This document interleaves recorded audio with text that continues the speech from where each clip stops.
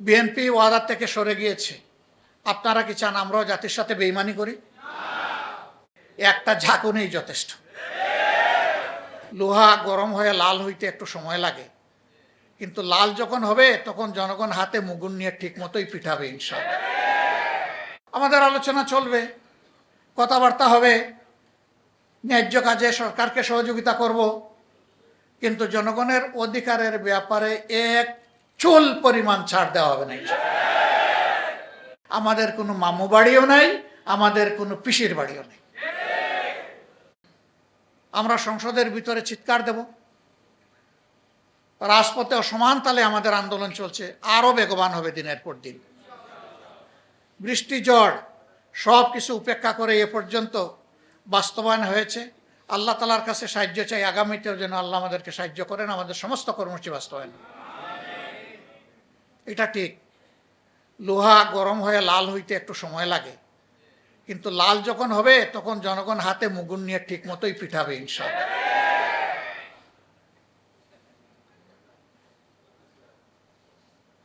আমরা দীর্ঘদিন একসাথে মজলুম ছিলাম, আন্দোলন করেছি, সংগ্রাম করেছি, নির্বাচন করেছি, সরকার পরিচালনা করেছি, রাজনীতি করেছি, কিন্তু এখন আমাদের কোনো কোনো বন্ধুর ভাষায় বক্তব্যে মনে হয় তারা জীবনে আমাদেরকে কোনোদিন দেখেন নাই।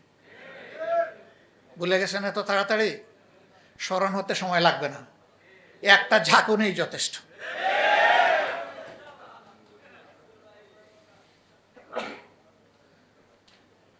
আমরা বলবো আমরা মান অভিমান ছেড়ে দিয়ে জনগণের রায়টাকে সম্মান করি।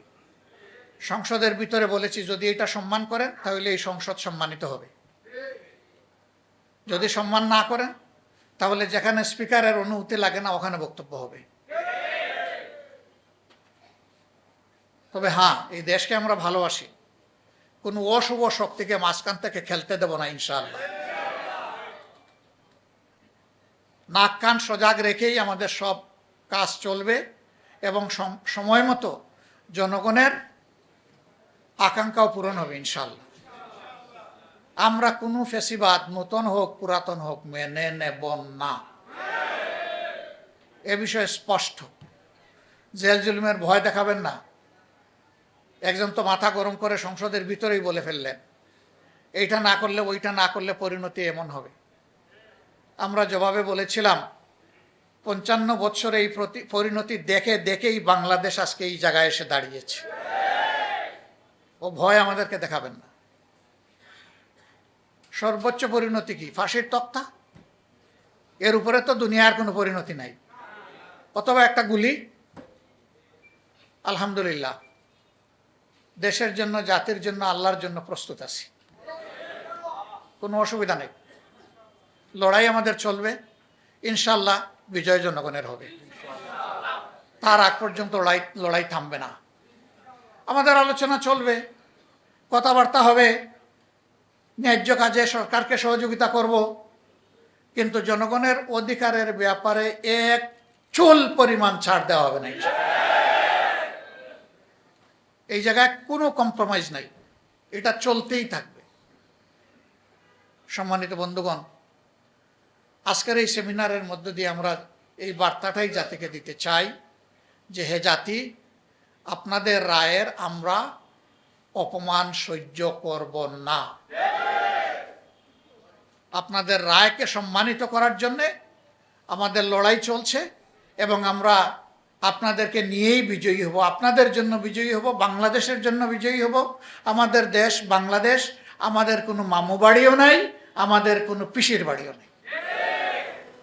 আমরা নিন্দা জানাই ইন্টারিম গভর্নমেন্ট, যাদের পরিচয় ছিল নিরপেক্ষ, দল নিরপেক্ষ, তারাও এই ষড়যন্ত্রে শরিক ছিল, নিজেরাই তারা স্বীকার করেছে। ষড়যন্ত্র করে 11 দলকে হারানো হয়েছে। তারপরে এই রায় কেন মেনে নিলাম? এখানে একজন আপা রিকনসিলিয়েশনের কথা বলে গিয়েছেন, ধৈর্যের কথা বলে গিয়েছেন, জাতিকে গৃহযুদ্ধ থেকে বাঁচানোর কথা বলে গেছে। 17.5 বছর পরে এই নির্বাচন নিয়ে ষড়যন্ত্রের ফসল হিসাবে যদি আমরা সেদিন রিভোল্ট করতাম, এই নির্বাচনের ফলাফল প্রত্যাখ্যান করতাম, তাহলে দেশে বিশৃঙ্খলা সৃষ্টি হলে এর শেষ কোথায় গিয়ে দাঁড়াতো কেউ জানে না। 11 দল দায়িত্বশীলতার পরিচয় দিয়েছে, কিন্তু সাথে সাথে 11 দল এটাও বলেছে নির্বাচনে এই ষড়যন্ত্রের ফল মেনে নিলেও আমরা গণভোটের রায়কে অগ্রাহ্য করতে দেব না। এ পর্যন্ত 10 থেকে 11 বার আমার কাছে ফরমাল প্রপোজাল এসেছে যে আসেন আমরা সংস্কার করার জন্য, সংশোধনের জন্য একটা সংশোধন কমিশন করি। আমাদের পরিষ্কার জবাব, সংশোধনের জন্য কোনো কমিশন লাগে না। সংশোধনের জন্য সরকারি দল ট্রেজারি বেঞ্চ থেকে বিল আনতে পারে, বিরোধী দলও আনতে পারে। সেই বিল আসবে, ব্যাটিংয়ে যাবে, আবার ফিরে আসবে, তারপরে আলোচনা হবে, আলোচনার পর ভোটে যাবে, ভোটে যদি এটা গ্রহণযোগ্য হয় তাহলে পাস হয়ে যাবে। এটার জন্য কোনো কমিশন লাগে না। এখানে সংশোধনী কমিশন করার জন্য গণভোট হয় নাই। গণভোট হয়েছে দেশের পচা রাজনীতির আমূল পরিবর্তন সাধনের জন্য, ফ্যাসিবাদের মূল কেটে দেওয়ার জন্যে।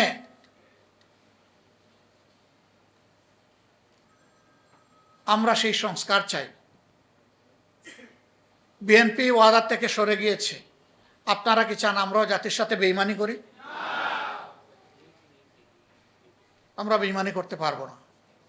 আমরা জাতিকে কথা দিয়েছিলাম, আমরা সেই জায়গায় আছি এবং আমরা কনফিডেন্ট, আমরা গভীর আস্থাশীল জনগণের 70% মানুষের দেওয়া এই ভোট বৃথা যাবে না। ইনশাআল্লাহ এটা বাস্তবায়ন হবে। আমরা সংসদের ভিতরে চিৎকার দেব, রাজপথে সমান তালে আমাদের আন্দোলন চলছে, আরো বেগবান হবে দিনের পর দিন। বৃষ্টি ঝড় সব কিছু উপেক্ষা করে এ পর্যন্ত বাস্তবায়ন হয়েছে। আল্লাহ তাআলার কাছে সাহায্য চাই, আগামীতেও যেন আল্লাহ আমাদেরকে সাহায্য করেন, আমাদের সমস্ত কর্মসূচি বাস্তবায়ন। এটা ঠিক, লোহা গরম হয়ে লাল হইতে একটু সময় লাগে, কিন্তু লাল যখন হবে তখন জনগণ হাতে মুগুর নিয়ে ঠিক মতোই পিঠাবে ইনশাআল্লাহ।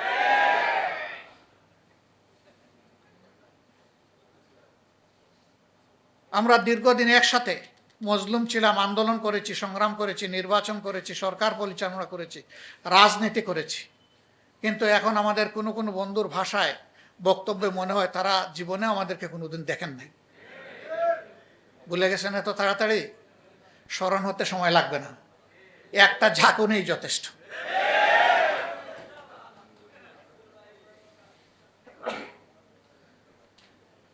আমরা বলবো আমরা মান অভিমান ছেড়ে দিয়ে জনগণের রায়টাকে সম্মান করি।